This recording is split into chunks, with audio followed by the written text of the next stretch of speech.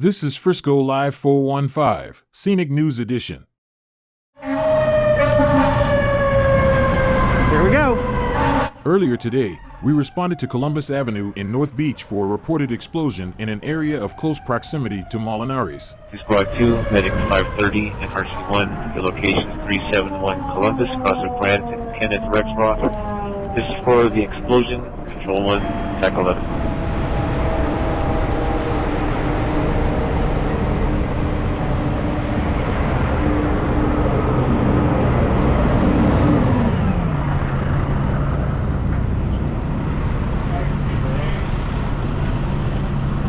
While the 911 caller thought they heard an explosion, in reality the sound was the glass breaking out of a window that someone else was opening. It made a loud noise and the person assumed it was an explosion. Attention to be advised per PD on scene. They're advising Rexroth glass on the ground top floor has broken window. Someone inside trying to open a door.